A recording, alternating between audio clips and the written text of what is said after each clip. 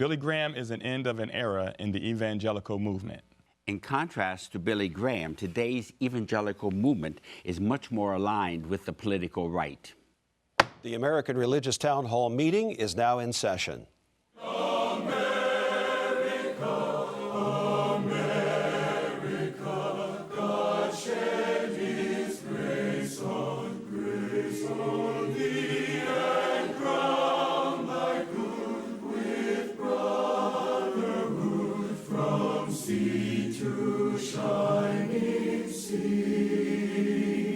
Welcome, friends, to the American Religious Town Hall meeting, where the discussion of religious, political, and social issues is meant to promote the cause of religious freedom and to help us better understand each other.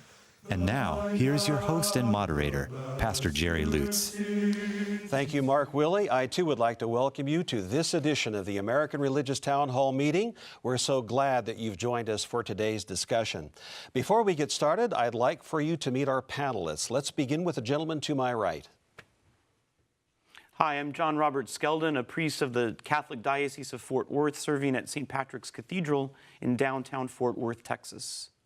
My name is Mel Robeck. I serve as Senior Professor of Church History and Ecumenics and Special Assistant to the President for Ecumenical Relations at Fuller Theological Seminary in Pasadena, California. I'm also an Assemblies of God minister. Hi, I'm Carl Troval. I'm Dean of the College of Arts and Sciences at Concordia University in Austin, Texas, which is affiliated with the Lutheran Church Missouri Synod. I'm Andrea Luxton. I'm president of Andrews University in Berrien Springs, Michigan, which is affiliated with the Seventh-day Adventist Church. My name is Canon John Peterson. I am an Episcopal priest, and I'm canonically resident in the Diocese of Washington, D.C. Hi, I'm Tony Matthews, and I serve as senior pastor of North Garland Baptist Fellowship in Garland, Texas. Well, as you can see, we have a great panel assembled here today, and I want to thank each and every one of you for being here, taking time from your busy schedules to join us for this discussion. And let's go right to that, shall we?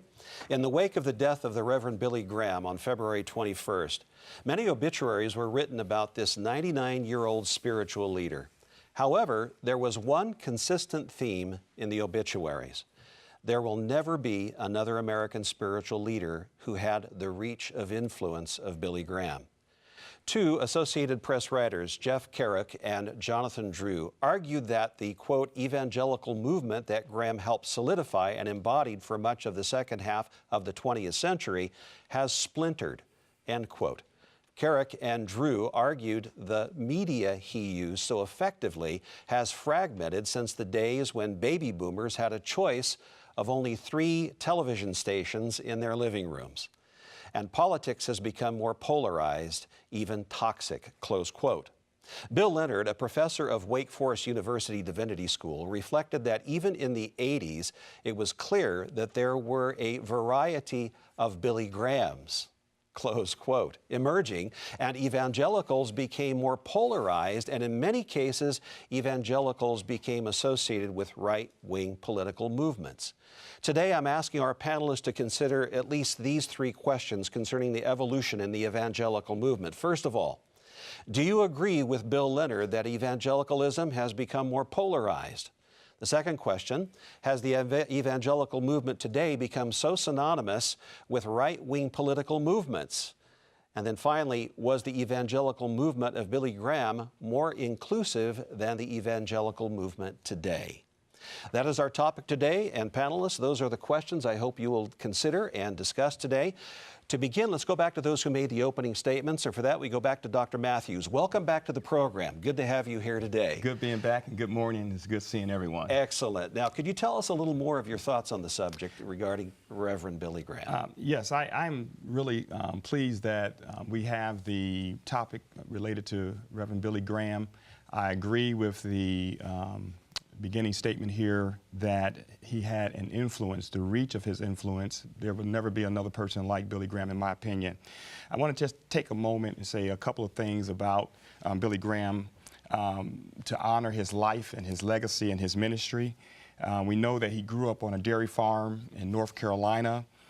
He gave his life to Christ in the early 1930s. He was baptized in 1938. And then he was ordained a Southern Baptist minister in 1939. Billy Graham was also listed by Gallup as one of the 10 most admired men in the world. He received that honor more than 50 times. Reverend Billy Graham met with just about every U.S. president from Truman to Barack Obama, and he preached to over 215 million people. Of course, that involves his television broadcasts and radio broadcasts. And he preached in over 185 countries. That is just a stellar, amazing accomplishment. And many have said that he led to Christ over 3 million people in his career. So Billy Graham's life, his legacy, his ministry, we honor him, and we all have been impacted by his life. In terms of evangelicalism, I thought this was a very good topic. Evangelicalism, by definition, has some built-in polarities because it's cross-denominational, cross-confessional. So you're going to have some differences with politics. You're going to have some differences with confessional statements. Within our Baptist affiliation, our denomination, we have some polarities in terms of politics and what we think. So this is a great topic, and we look forward to the discussion. All right, thank you, Dr. Matthews. Let's go over to Canon Peterson. You also made an opening remark. Further thoughts on your position, please. Yes. Ever since the death of Billy Graham on February 21st, there have been many discussions and many articles actually written around the question, will there ever be another Billy Graham? Certainly at the time of Graham's death, most of the obituaries recognized Graham, as Tony has already indicated, as the most influential Christian evangelical leader in the 20th century. He met with all these different presidents that Tony has mentioned.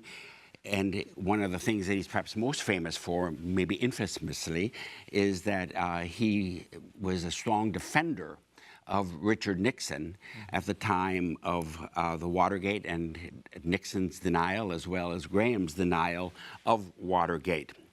President George W. Bush called Graham the American pastor. Vice President Pence said Graham was, quote, one of the most influential Americans of the past century. And Russell Moore, the president of the Southern Baptist Convention Ethics and Religious Liberty Commission, called him, and this is quite something else, the most important evangelist, since the time of the Apostle Paul. That's quite some statement. Baylor University professor Thomas S. Kidd wrote, Graham's success was built upon his remarkable endurance and his shrewd use of the most latest technological communication skills. Most notably in his time, that of being the television broadcast system. He caught the attention of the Titan William Randolph Hearst, who certainly gave him a tremendous boost, including 2 top magazines and newspapers of the day, which were always very supportive of Billy Graham. 3 days after Billy Graham's death, Stephen Prothero wrote an article entitled, Billy Graham Built a Movement. Now his son, Franklin, is dismantling it. That was the name of the article. In the article he wrote, the father was a powerful evangelical who turned evangelicalism into a dominant spiritual impulse movement in modern America. His son Franklin is, not to put too fine of a point on it, but that he is now dismantling that whole structure. All right, thank you very much for getting us off to a great start and a great biographical sketch and review of the Reverend Billy Graham's life. Let's hear from some of the other panelists now, and for that, let's go to Dr. Mel. Glad to have you here, Dr. Robeck. Thank What you. is your, what are your thoughts on the subject, please? Well, we've heard a lot about how evangelicals are voting these days. And, John led us off by talking about the fact that evangelicals are part of the political right. And there's some truth to that, but I don't think there's a lot of truth to that. In other words, I think we need far more nuancing about the situation than what first appears. Number one, how good are the polls actually? I mean, all the polls predicted that Hillary Clinton would be our next president. All of them. And she wasn't. Okay? The second question is, how do you interpret these polls? Is it because all the evangelicals were pro-Trump? I don't think so. Everything that I heard was they were anti-Hillary. And so we have some big questions about how good these polls are and so forth. Now, I work at an evangelical institution. Fuller Theological Seminary was formed at the same time that Billy Graham went public, in about 1947-48, okay? And it was formed by people like Carl Henry. Carl Henry worked very hard to separate evangelicalism from the kind of fundamentalism that had preceded it from the 1920s and 30s.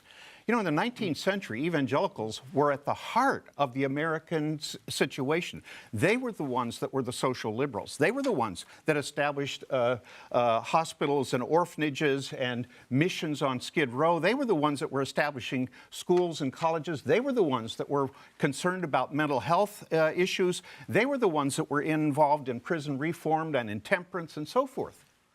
All of that changed about 1920 with the monkey trial, the Great Scopes trial on evolution. And I think evangelicals lost a great deal by siding in on that and saying God could not possibly have used evolution in any way in terms of creation. Now, I think all of us need to understand that God is the God of science as well as the God of the Bible. And I think that there are ways of putting these two together without rejecting the creation account that we find in Scripture. I think also it's been really interesting to see how labels are produced, okay? If I'm part of the political right, then who's part of the political left? And why is the political right looked down on and the political left is always looked up as really nice right now? Or why do some churches call themselves progressive, as though the rest are nothing but narrow-minded? Or we're welcoming, like the rest of you are rejecting, or we are pro-choice, while the rest of you are radical extremists. I think we need to understand that there are differences between fundamentalists on the one hand, who I think supported Trump, evangelicals who I know at Fuller Theological Seminary did not support Trump, Pentecostals who can be in both of those camps, and so forth. So we just need to have much clearer ways of assessing what's out there. All right, thank you, Dr. Robeck. Let's come over to Dr. Troval. Welcome to the program. Thank then you. We'll come to Dr. Luxton. Dr. Troval. Sure. I want to just jump on what Mel was saying by affirming that I agree completely that this is way more complicated than it appears on the surface, and it's so easy to say that one group of people votes this way and another group votes another. I think that it's also true that Billy Graham was a unifying force and brought up people who were very different from one another together under a common idea and a common theme. I think what complicated it as you had Jerry Falwell and the Moral Majority begin to set up, and then as what Billy Graham started became more politically active, it helped divide the movement. And I think that also, as was mentioned in your opening statement, I also think that media, as it's become diverse, and I mean, it just continues to get even more diverse. And there are different people who arise. I don't think that we have the same kind of hegemony or monolithic kind of person who can stand at the center. You have tremendous opinion. I mean, I was thinking of a Brian McLaren who, he would consider himself an evangelical, but he's one who's broadly ecumenical. And I want to really close by just talking a little bit about Billy Graham and the ecumenical nature of what he did. I remember my mom listening to 2 programs as a child. One of them was the Lutheran Hour, all right? And the other was Billy Graham. And those were her Sunday night, as I recall, those were her Sunday night programs she listened to faithfully. And I remember when Billy Graham came to town, we went down to Minneapolis, St. Paul to listen to Billy Graham.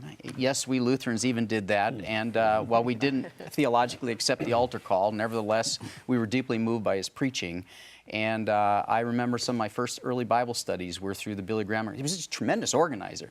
I mean, he had a way of connecting organization, and I just want to affirm his positive influence on my life and many lives. So, Thank you, Dr. Troval. Now over to Dr. Luxton. Welcome from Andrews University. Thank you very much.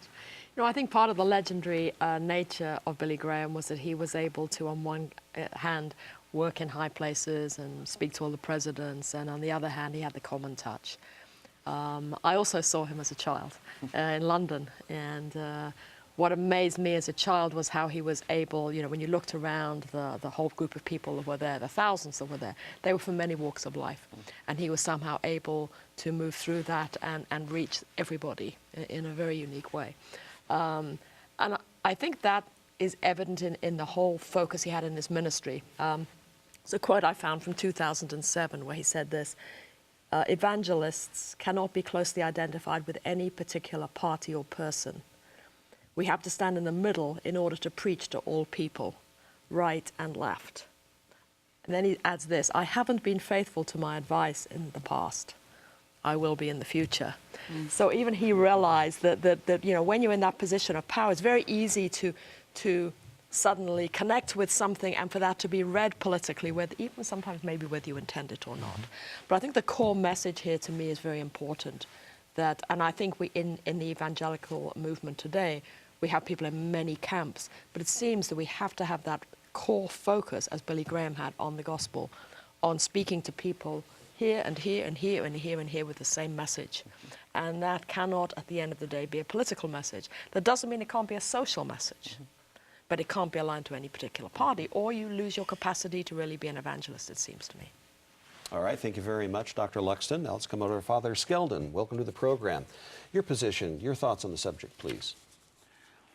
Just building on what Dr. Luxton said, I think that I was watching a documentary on Billy Graham, and one of the things before the real strength of the civil rights movement was taking shape, he very much insisted that African Americans and whites, especially in Jim Crow South, which really sort of took a prophetic stance, be able to come together and there not be, like, you know, segregated sections in his revivals and things like that.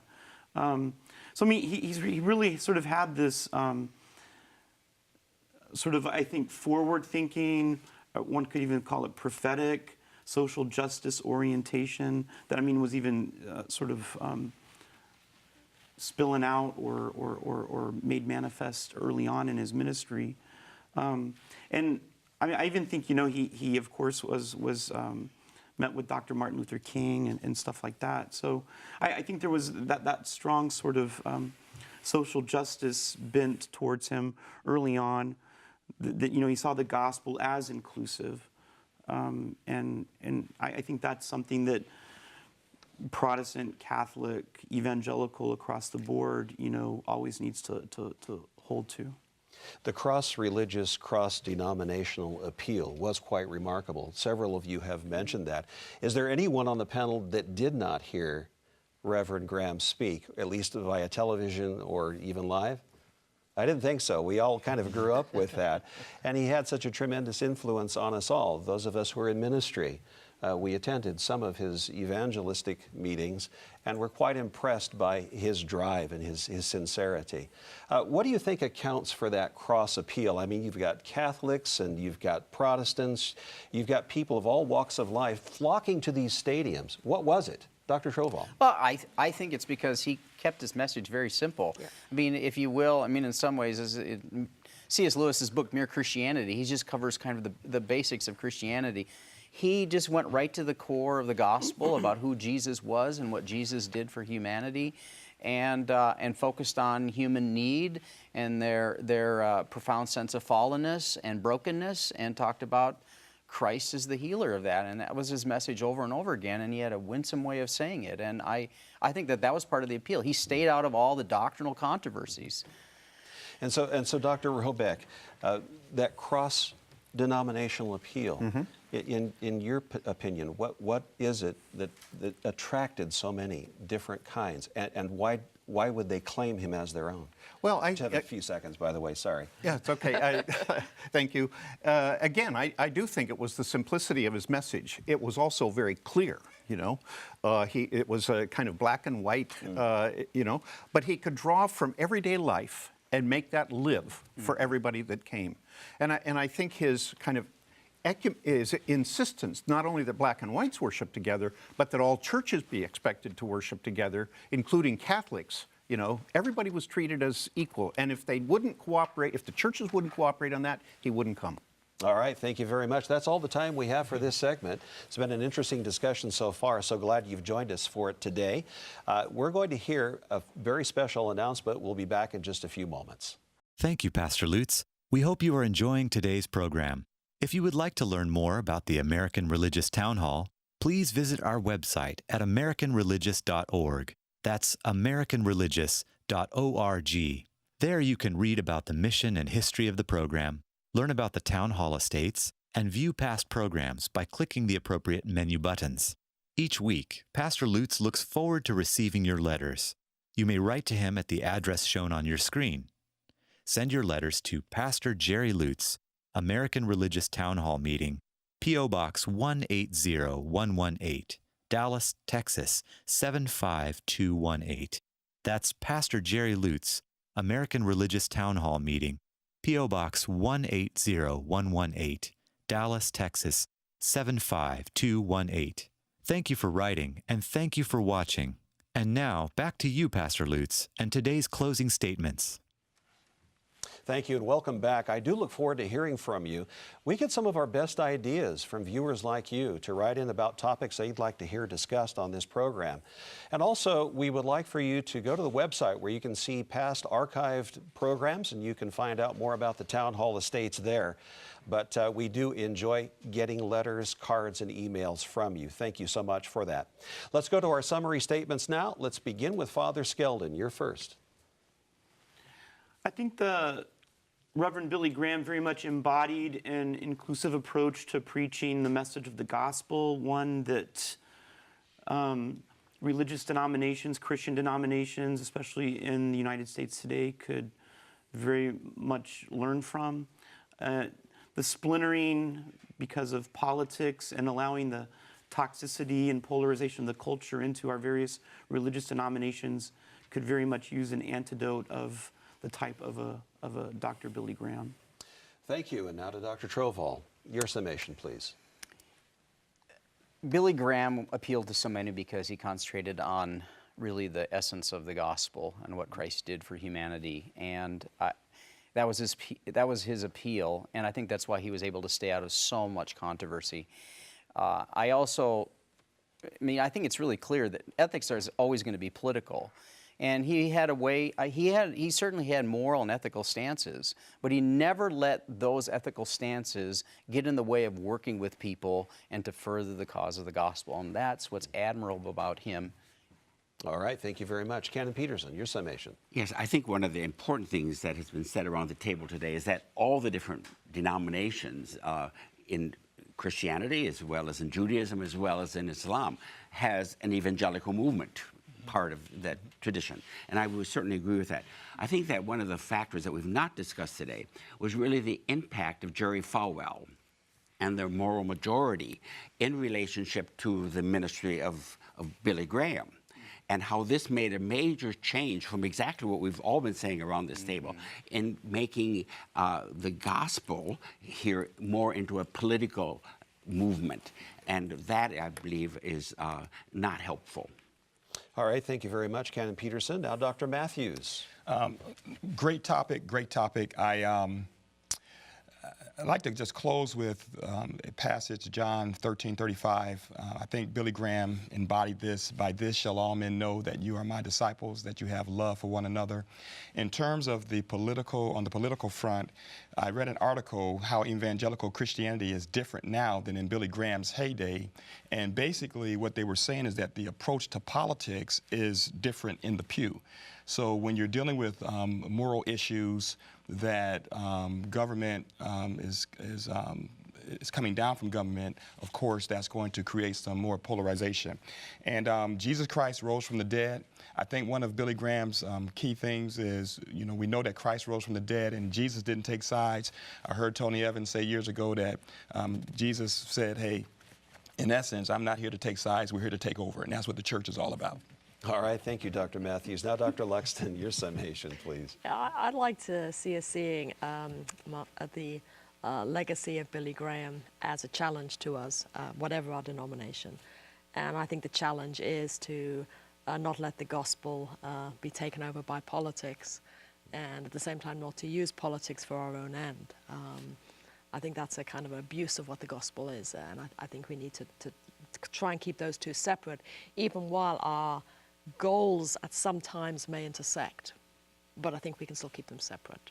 All right, thank you. And now, Dr. Robeck, your summation, please. Yeah, I think many people don't realize that Billy Graham was a trustee at Fuller Theological Seminary where I work.